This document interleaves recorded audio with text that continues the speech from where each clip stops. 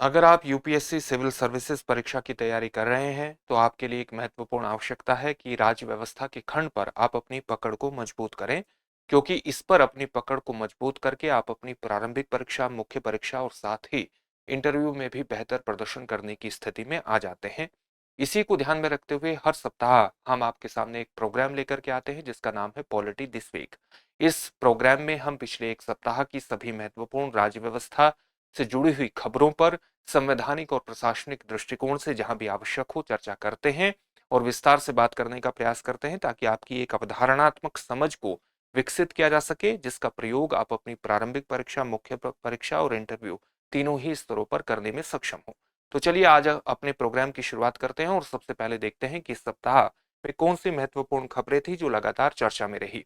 एक खबर आई है अभी हाल ही में, भारतीय बंदरगाह विधेयक 2025, ये लोकसभा से पारित हो चुका है। तो ये क्या है, किस प्रकार के प्रावधान करने का प्रयास करता है, किस तरह की चीजें इसमें लाई गई हैं, किस तरह से बंदरगाहों के विकास को सुनिश्चित करने का प्रयास इसके अंतर्गत किया गया है। दूसरी खबर हमारी जुड़ी हुई है, हाल ही में अमेरिका ने जो बलूचिस्तान लिबरेशन आर्मी है उसको टेररिस्ट ऑर्गेनाइजेशन घोषित कर दिया है। तो टेररिस्ट ऑर्गेनाइजेशन घोषित कर दिया गया है, तो इसमें किस प्रकार से कुछ रणनीतिक एंगल, कुछ स्ट्रेटेजिक एंगल जुड़े हुए हैं, इसको जानेंगे और सामान्य जानकारी इस पूरी खबर के बारे में हासिल करेंगे। तीसरी हमारी जो खबर है वो श्रेष्ठ सूचकांक से जुड़ी हुई है, जो कि दवाओं के निर्माण की जो हमारी पूरी रेगुलेटरी व्यवस्था है, विनियामक व्यवस्था है, उसका एक मूल्यांकन करने का प्रयास करती है और उस मूल्यांकन के आधार पर जहां सुधार करने की आवश्यकता है, सुधार करने का प्रयास किया जाएगा, ताकि नागरिकों को उचित मूल्य पर और गुणवत्तापूर्ण दवाओं की आपूर्ति सुनिश्चित की जा सके और उनको किसी प्रकार का नागरिकों को नुकसान ना हो।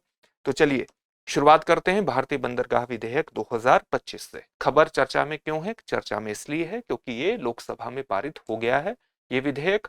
और किस अधिनियम को ये प्रतिस्थापित करेगा? ये प्रतिस्थापित करेगा भारतीय बंदरगाह अधिनियम, इंडियन पोर्ट्स एक्ट 1908 को, 1908 को ये प्रतिस्थापित करेगा। इस अधिनियम का उद्देश्य क्या है? इस अधिनियम का उद्देश्य है कि बंदरगाहों का जो संचालन है, जो ऑपरेशन है, वो बेहतर तरीके से हो। जहां पर शुल्क निर्धारण की आवश्यकता है वो शुल्क निर्धारण पारदर्शी तरीके से किया जाए। पर्यावरणीय मानकों और विवाद समाधान जैसे पहलुओं को आधुनिक रूप से रेगुलेट किया जाए, आधुनिक रूप से उनको विनियमित करने की आवश्यकता है, क्योंकि ये जो अधिनियम है ये काफी पुराना हो चुका है और आधुनिक जो आवश्यकताएं हैं उनकी पूर्ति नहीं करता है। इसलिए एक नए अधिनियम की आवश्यकता है, इसीलिए इसको लाया गया है। भारत में वर्तमान में कितने प्रमुख बंदरगाह हैं, कितने प्रमुख पोर्ट हैं? 12 हैं। लेकिन आप इसमें ये भी जानते हैं कि हाल में निकोबार, जो ग्रेट निकोबार द्वीप समूह है, वहां गैलेथिया खाड़ी है। तो गैलेथिया खाड़ी भारत के लिए स्ट्रेटेजिकली बहुत इंपॉर्टेंट है और उसको 13वें प्रमुख बंदरगाह के रूप में नॉमिनेट किया गया है, एक तरह से डेजिग्नेट किया गया है। नॉमिनेट नहीं कहना चाहिए, डेजिग्नेट किया गया है, नामित किया गया है। तो उसका भी आंकड़ा विशेष रूप से इसमें ध्यान रखिएगा। इसके अलावा भारत में 217 गैर प्रमुख बंदरगाह हैं, जिनमें से केवल 66 गैर प्रमुख जो बंदरगाह है वो कार्गो को संभालते हैं, यानी ऐसे जहाज जो सामानों का एक स्थान से दूसरे स्थान पर आवागमन के लिए मुख्य रूप से जिम्मेदार है। चलिए, इसके बारे में ये सामान्य जानकारी हुई। अब इस विधेयक की कुछ सामान्य विशेषताओं पर बात कर लेते हैं।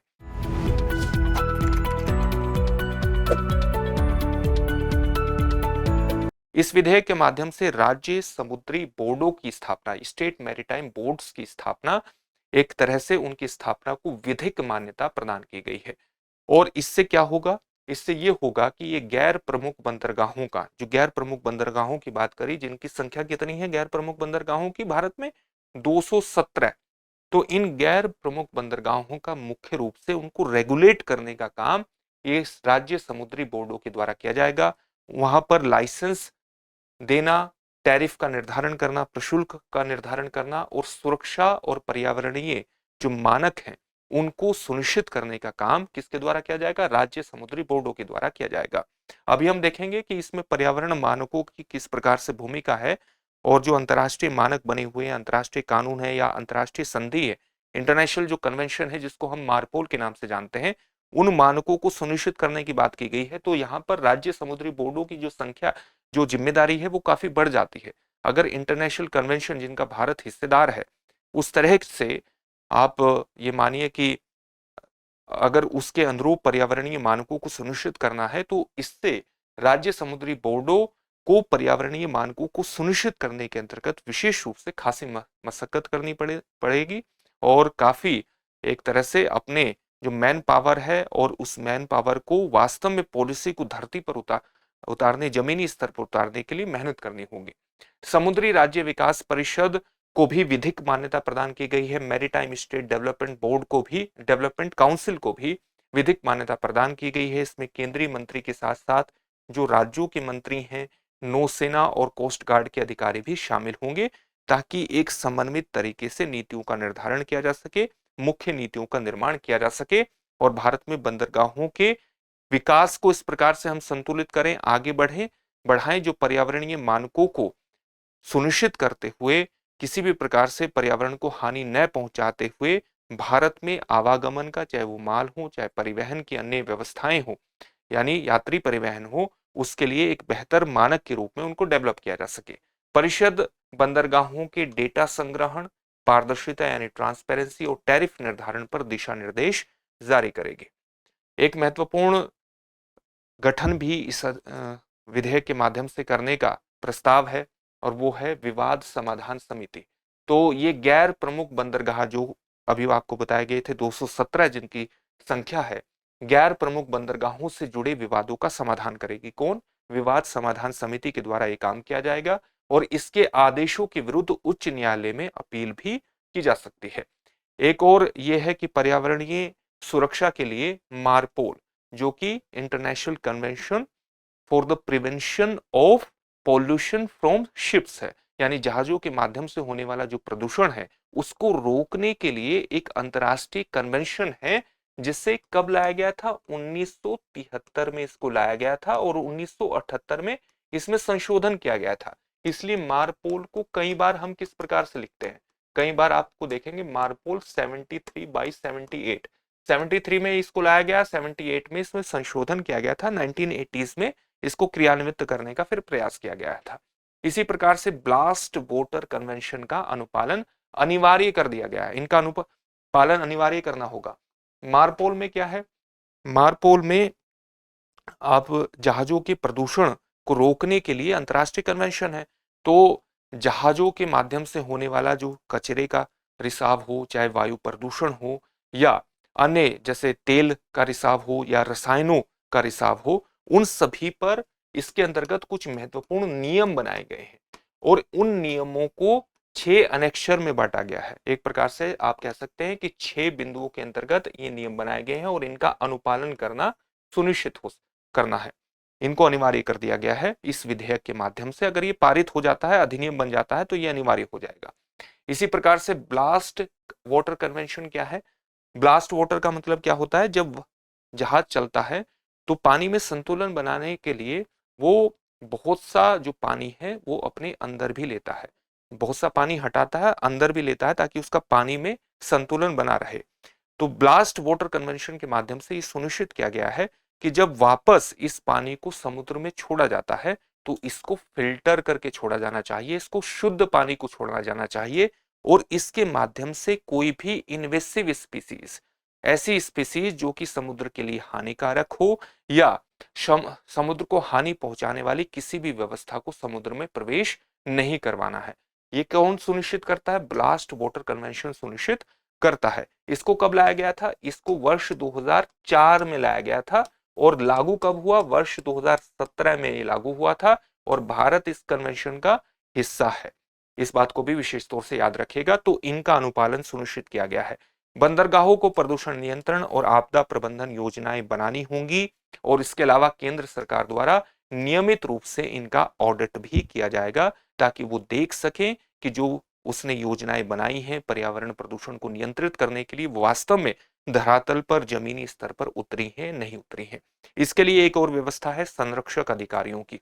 तो ये जो कंजर्वेटर हैं, संरक्षक जो अधिकारी हैं और अन्य बंदरगाह अधिकारी जो हैं, वो संचालन, निरीक्षण, शुल्क वसूली, पोर्ट संपत्ति को नुकसान के नुकसान का आकलन और संक्रामक रोगों की रोकथाम का अधिकार इन संरक्षक यानी एक प्रकार से कंजर्वेटर्स को प्रदान किया गया है, व्यापक अधिकार इनको प्रदान किए गए हैं। अब हम इस पूरी व्यवस्था से संबंधित कुछ महत्वपूर्ण आंकड़ों को देख लेते हैं, क्योंकि जब आप आंकड़े देखेंगे कि किस प्रकार से भारत में कितने बड़े स्तर पर माल का परिवहन होता है, उससे आपको पता लग जाएगा कि बंदरगाहों का आधुनिकीकरण करना या इस प्रकार के सुधार लाना अधिनियम के माध्यम से क्यों जरूरी था। जैसे भारत में कुल बंदरगाह आपने देख लिए, प्रमुख बंदरगाह कितने, 12+1। +1 क्यों लिखा है? क्योंकि गैलेथिया की जो पहाड़ी है ग्रेट निकोबार के पास, उसको भी एक तरह से डेजिग्नेट कर दिया गया है। गैर प्रमुख उसका प्रोसेस स्टार्ट है। गैर प्रमुख बंदरगाह कितने हैं? 217 है, जिसमें से 66 कार्गो हैंडल करते हैं, जो बड़े स्तर पर सामान की आवाजाही करने वाले जहाज हैं उनको हैंडल करते हैं। और 151 बंदरगाहों का इस्तेमाल किस पर होता है? केवल मछली पकड़ने के लिए किया जाता है। भारत में कुल कार्गो ट्रैफिक 2023-24 में कितना रहा है? 1543 मिलियन टन का रहा है। प्रमुख बंदरगाहों के माध्यम से कार्गो ट्रैफिक कितना रहा है? 819 मिलियन टन रहा है। यानी जो प्रमुख बंदरगाह है इनके माध्यम से 53% का कार्गो ट्रैफिक कवर किया गया है। गैर प्रमुख बंदरगाहों के माध्यम से भी बड़े स्तर पर 724 मिलियन टन का कार्गो ट्रैफिक कवर किया गया है, जो लगभग 47% का बैठता है। इसमें भी जो मुंद्रा बंदरगाह और सिक्का बंदरगाह है, उसमें आप देख सकते हैं कि उसकी कार्गो ट्रैफिक को हैंडल करने में 11% और 8% की व्यापक तरीके से हिस्सेदारी है। सिक्का बंदरगाह कहां पर पड़ता है? कमेंट बॉक्स में कमेंट करके हमें बताइए कि जो सिक्का बंदरगाह है उसकी अवस्थिति भारत के किस राज्य में है। लेकिन इस विधेयक को लेकर के कुछ चिंताएं भी हैं। वो चिंताएं क्या है वो भी देख लेते हैं। वो चिंताएं ये है कि अपील तंत्र की कमी है। जो संरक्षक अभी हमने देखा था, जो कंजर्वेटर हमने देखा था, उसके द्वारा लगाए गए जुर्माने के विरुद्ध कोई अपील का प्रावधान इस विधेयक में अभी हमें दिखाई नहीं देता है। साथ ही संरक्षक के हितों का टकराव भी यहां पर देखने को मिलता है। जो संरक्षक है वो पोर्ट अथॉरिटी पर जुर्माना लगा सकता है और पोर्ट अथॉरिटी वस्तुतः उसके अधीक्षक के रूप में काम कर रही है। तो यहां पर आपको देखने को मिलेगा कि एक संरचनात्मक असंगति है। यहां पर आपको एक स्ट्रक्चरल जो असंगति है वो देखने को मिलेगी। निरीक्षण अधिकारों में सुरक्षा की कमी है। जो निरीक्षण अधिकार है, जांच करने के अधिकार हैं, उन अधिकारों के दुरुपयोग को रोकने के लिए कोई विधिक सुरक्षा तंत्र एस्टेब्लिश नहीं किया गया है। साथ ही जो मेगा पोर्ट है उसकी परिभाषा में एक अस्पष्टता दिखाई देती है, उसकी परिभाषा और भूमिका स्पष्ट नहीं है। तो ये इस विधेयक की कुछ महत्वपूर्ण कमजोरियां हैं। चलिए अब अगले टॉपिक की तरफ आगे बढ़ते हैं। अगला टॉपिक है, अमेरिका ने बलूचिस्तान लिबरेशन आर्मी को क्या टेररिस्ट ऑर्गेनाइजेशन घोषित कर दिया है।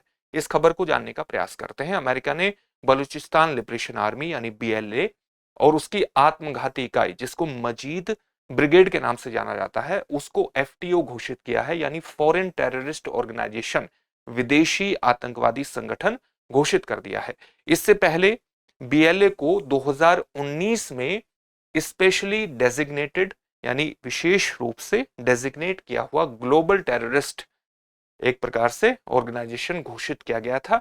यह निर्णय ऐसे समय पर आया है जब पाकिस्तान के जो सेना प्रमुख है, जिनको आजकल फील्ड मार्शल कहा जाता है, आसिम मुनीर, वो कहाँ है? वो अमेरिका की यात्रा पर है और अमेरिका और पाकिस्तान के बीच बलूचिस्तान के तेल भंडारों तक पहुंच हेतु व्यापार समझौता भी हुआ है। तो आप देख सकते हैं कि किस प्रकार से ये व्यापार समझौता हुआ है और अमेरिका ने बलूचिस्तान लिबरेशन आर्मी को एक टेररिस्ट ऑर्गेनाइजेशन घोषित कर दिया है। तो इसके बीच भी आप एक व्यापक संबंध सोच सकते हैं, एक संकेत के रूप में आप इसको ले सकते हैं। इससे आपको कई चीजों का अंदाजा हो सकता है। पाकिस्तान ने इस कदम को, जो अमेरिका ने BLA को टेररिस्ट ऑर्गेनाइजेशन घोषित किया है, इसको भारत के खिलाफ कूटनीतिक जीत के रूप की तरह पेश किया है। तो इसमें हम रणनीतिक एंगल भी देखेंगे। FTO टैग का महत्व क्या है, यानी फॉरेन टेररिस्ट ऑर्गेनाइजेशन के रूप में अगर किसी संगठन को मान्यता प्रदान की जाती है तो उसका महत्व क्या है, आप देख सकते हैं। उसके कुछ पक्षों पर बात कर लेते हैं। तो FTO टैग के तहत अमेरिका में किसी भी संगठन को सहायता, चाहे वो सहायता आर्थिक प्रकार की हो, तकनीकी प्रकार की हो या जानकारी के स्तर पर हो, देना अपराध माना जाता है। ऐसे संगठनों की जैसे BLA को टेररिस्ट ऑर्गेनाइजेशन या FTO फॉरेन टेररिस्ट ऑर्गेनाइजेशन घोषित कर दिया गया है, तो अमेरिका में संपत्तियां इसकी फ्रीज की जा सकती हैं। अमेरिका के वित्तीय सिस्टम का तक इसकी पहुंच बंद कर दी जाएगी। संगठन को अंतर्राष्ट्रीय स्तर पर अलग थलग भी किया जा सकता है और अमेरिका के आतंकवाद के विरुद्ध जो उसकी वैश्विक नीति है उसी के एक हिस्से के रूप में आप इसको देख सकते हैं। तो ये इसके प्रभाव हमने चर्चा की। अब थोड़ा बीएलए के बारे में जान लेते हैं, ये वस्तुतः है क्या। तो ये एक पृथकतावादी संगठन है और अलगाववादी संगठन है जो कि मुख्य रूप से पाकिस्तान के बलूचिस्तान प्रांत में सक्रिय है। पाकिस्तान के बलूचिस्तान प्रांत की स्वतंत्रता की डिमांड इसकी प्रमुख डिमांड है और पाकिस्तान का सबसे संसाधन संपन्न लेकिन पिछड़ा हुआ राज्य है। तो पिछड़ा हुआ क्षेत्र है सबसे ज्यादा और सबसे ज्यादा संसाधन संपन्न है और उसके बावजूद भी पिछड़ा हुआ है। इसको लेकर के बलूचिस्तान के लोगों में रोष बहुत ज्यादा है कि संसाधन इतने ज्यादा होते हुए भी पिछड़ा हुआ है, तो इससे और ज्यादा वहां के लोगों में पृथकतावादी भावनाएं डेवलप हुई हैं।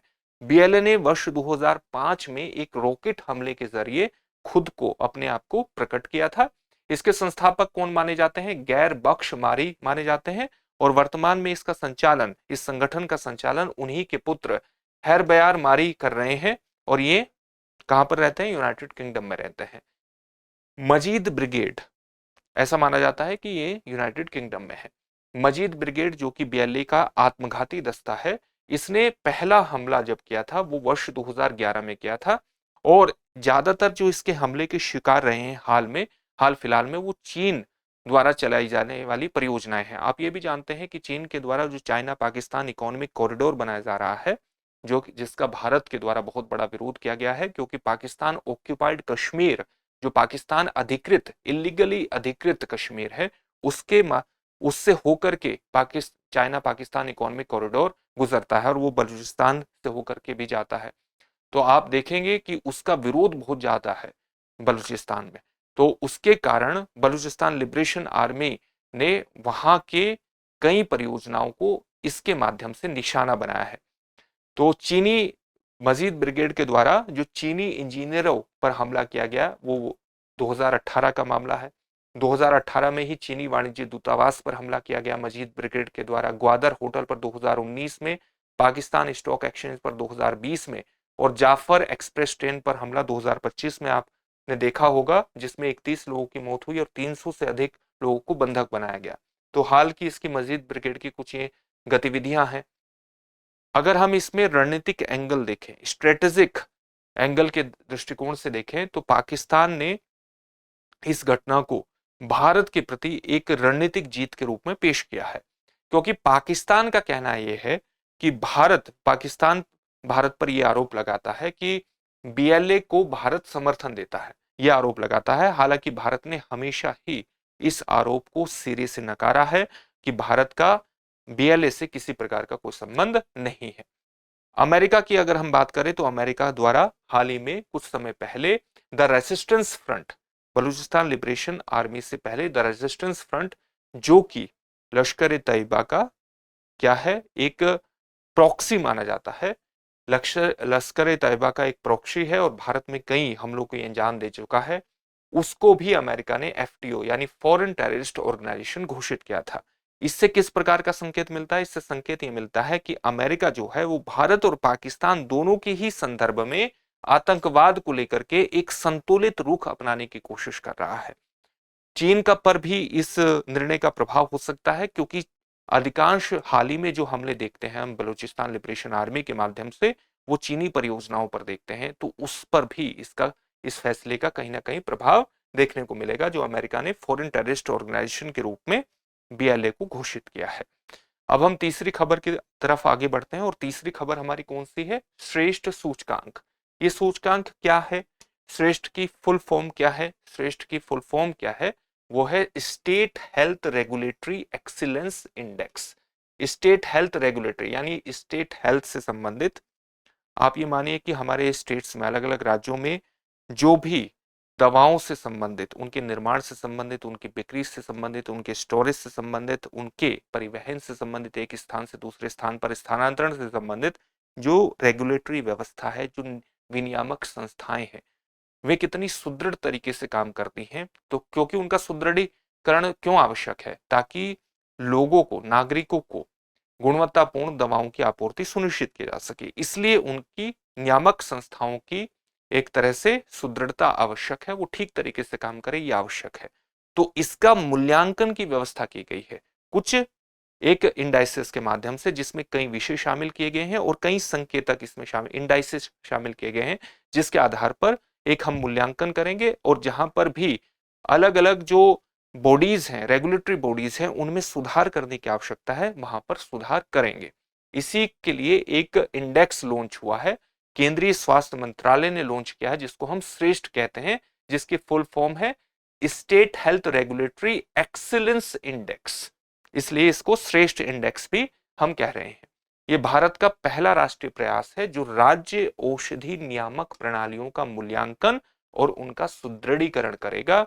ये पहल किसकी प्रस्ताव पर सामने आई है?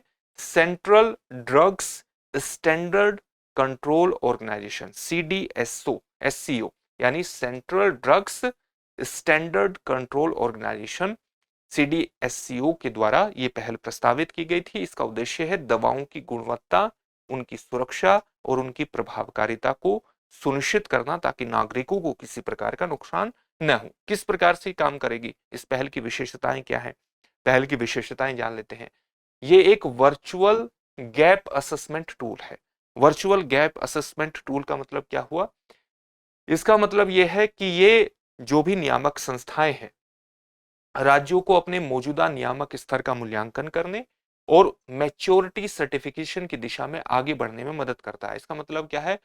जैसे अलग अलग जो नियामक संस्थाएं, रेगुलेटरी इंस्टीट्यूशंस हैं, उनका मूल्यांकन होगा और मूल्यांकन के आधार पर हम ये पता लगा सकेंगे कि उनमें कहां कहां कमियां हैं, और जहां जहां उनमें कमियां हैं, एक तरह की, दो तरह की या तीन तरह की, चार तरह की कमियां हैं, इनका हम पता लगाएंगे और इनका पता लगा करके इनमें सुधार करने का प्रयास करेंगे।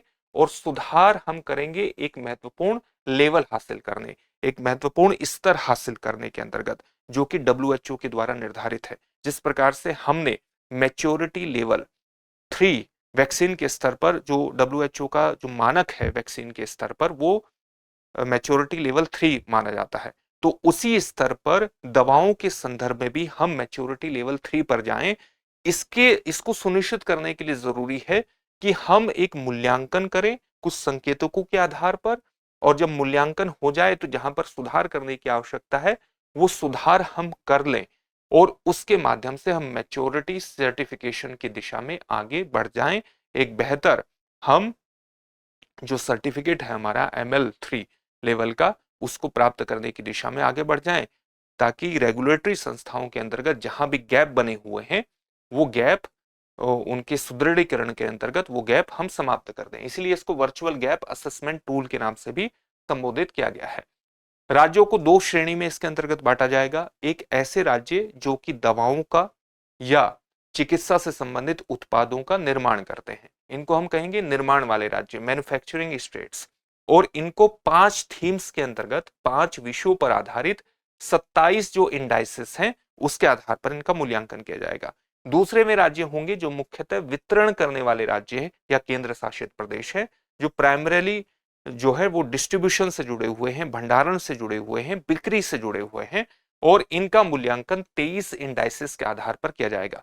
जिन 5 प्रमुख विषयों को, जो थीम्स को अपनाया जाएगा मूल्यांकन के लिए, उनमें होगा मानव संसाधन, यानी कहीं पर कितने मानव संसाधन की आवश्यकता है, उनकी योग्यता क्या है, क्वालिफिकेशन क्या है, ये सब मूल्यांकन के आधार होंगे। अवसंरचना का स्तर क्या है, लैब का स्तर क्या है, इन सारी चीजों पर, परिवहन का स्तर क्या है, पूरा का पूरा ढांचे का स्तर क्या है, उसका मूल्यांकन किया जाएगा।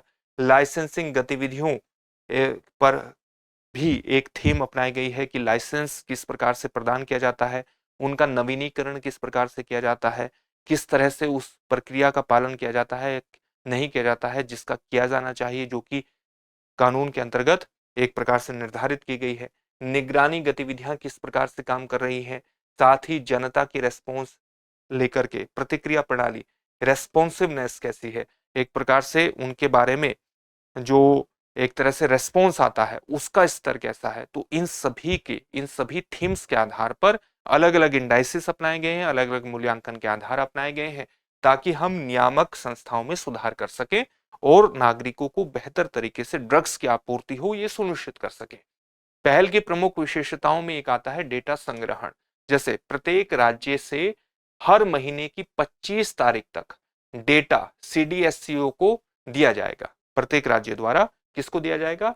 जो Central Drugs Standard Control Organisation है उसको द्वारा, Central Drugs Standard Control Organisation है उसको दिया जाएगा। हर महीने की 5 तारीख को दिया जाएगा। स्कोरिंग जो है वो अगले महीने की 1 तारीख को होगी और सभी राज्यों के साथ साझा कर दी जाएगी। ठीक है, इस प्रकार से ये पूरी मूल्यांकन व्यवस्था जो है वो आगे बढ़ेगी। इसी तरह से डिजिटलीकरण, मानव संसाधनों और लैब टेस्टिंग क्षमता जैसे जो मापदंड है उस पर भी राज्यों का मूल्यांकन जो है इवेल्युएशन किया जाएगा। कितना डिजिटलीकरण हुआ है, पूरी जो हमने व्यवस्था है, हमारा इंफ्रास्ट्रक्चर है, कितना व्यवस्थाओं को या दवाओं की हमने लिस्टिंग की है और उसका डिजिटाइजेशन किया है। मानव संसाधनों के साथ साथ जो लैब टेस्टिंग क्षमताएं हैं अलग अलग राज्यों की, इन जैसे मापदंडों के आधार पर पूरा मूल्यांकन किया जाएगा रेगुलेटरी संस्थाओं का। साथ ही not of standard quality dashboard जो कि एक डिजिटल व्यवस्था है को सभी राज्यों में विस्तारित कर दिया जाएगा। तो वहां पर यह भी देखने की कोशिश की जाएगी कि कौन सा ऐसा उत्पाद है जो कि स्टैंडर्ड क्वालिटी का नहीं है और इससे संबंधित व्यवस्था को डिजिटल स्तर पर शेयर किया जाएगा। किसके साथ? राज्यों तक इसको विस्तारित कर दिया जाएगा ताकि किसी भी उत्पाद की गुणवत्ता के बारे में एक ट्रांसपेरेंसी सुनिश्चित हो सके। इससे किस प्रकार के उद्देश्य हासिल किए जाएंगे और किस प्रकार के अपेक्षित एक प्रकार से लाभ हैं इसके माध्यम से? दवाओं की गुणवत्ता और सुरक्षा सुनिश्चित करना, हर एक प्रकार से दवाओं की गुणवत्ता सुनिश्चित हो जाएगी और सुरक्षा भी सुनिश्चित हो जाएगी जिससे हर नागरिक, चाहे वो भारत के किसी भी हिस्से में रहता हो, किसी भी दूरस्थ हिस्से में ही क्यों ना रहता हो, उसको बेहतर गुणवत्ता की दवाएं सुनिश्चित होंगी। राज्य नियामक प्रणालियों को मजबूत करना और सर्वोत्तम प्रथाओं का आदान प्रदान करना भी इसका एक महत्वपूर्ण उद्देश्य है और इसके लाभ अगर ये इंप्लीमेंट हो जाएगा पार एक तरह से, तो इसको हम आप देखेंगे कि पूरी तरह से नागरिकों को इसका लाभ प्राप्त हो सकता है। डिजिटल और डिजिटलीकरण बढ़ाना दवाओं के क्षेत्र में और उत्तरदायित्व अकाउंटेबिलिटी को सुनिश्चित करना जिससे नागरिकों की शिकायतों का तेज गति से हम शीघ्र समाधान कर सके। भारत को विश्व की फार्मेसी के रूप में स्थापित करने के प्रयासों का समर्थन देना। आप जानते हैं कि भारत बहुत बड़े स्तर पर फार्मास्यूटिकल्स क्षेत्र में क्या करता है? निर्यात करता है। ये भारत की एक बहुत बड़ी ताकत मानी जाती है। तो इस चीज को सुनिश्चित करने और आगे बढ़ाने के लिए भारत को विश्व की फार्मेसी के रूप में डेवलप करने के लिए जरूरी है कि भारत अपनी दवाओं की गुणवत्ता सुनिश्चित करे और दवाओं की गुणवत्ता सुनिश्चित करने के लिए जरूरी है कि हमारी जो दवाओं के क्षेत्र में रेगुलेटरी बॉडीज हैं वो ठीक तरीके से काम करें, निष्पक्ष तरीके से काम करें, उनमें किसी तरह की प्रक्रियात्मक खामी न हो और जहां पर भी गैप हमें दिखाई देता है उस गैप को हम भरने का प्रयास करें। और इसी को ध्यान में रखते हुए श्रेष्ठ सूचकांक हमारे सामने आया है जो स्वास्थ्य मंत्रालय ने लॉन्च किया है। अब इन सभी टॉपिक से संबंधित एक प्रश्न होगा जिसका उत्तर आपको कमेंट बॉक्स में कमेंट करके देना होगा। पहला प्रश्न है, भारतीय बंदरगाह विधेयक 2025 किस अधिनियम को प्रतिस्थापित करेगा? आपके सामने ऑप्शन है, समुद्री अधिनियम 1925, पोर्ट ट्रस्ट अधिनियम 1948, भारतीय बंदरगाह अधिनियम 1908, नौवहन अधिनियम 2002। अगला प्रश्न है, श्रेष्ठ इंडेक्स किसके लिए शुरू किया गया है? आपके सामने ऑप्शन है, अस्पतालों की रैंकिंग के लिए, स्कूलों की गुणवत्ता के मूल्यांकन के लिए, राज्य औषधि नियामक प्रणालियों के सुदृढ़ीकरण के लिए या टीकाकरण की स्थिति पर रिपोर्ट देने के लिए। अगला प्रश्न है, अमेरिका ने हाल ही में किस संगठन को FTO यानी फॉरेन टेररिस्ट ऑर्गेनाइजेशन विदेशी आतंकवादी संगठन घोषित किया है? आपके सामने ऑप्शन है, Jaish e Mohammed, Baloch liberation army, the resistant front, Lashkar e Taiba. इन सभी प्रश्नों के उत्तर आपको कमेंट बॉक्स में कमेंट करके जरूर देने हैं। फिर से एक नए सेशन में आपसे मुलाकात होगी। धन्यवाद। डियर व्यूअर्स, अपने एग्जाम की तैयारी को और बेहतर करने के लिए हमारे चैनल को लाइक, शेयर और सब्सक्राइब करना न भूलें।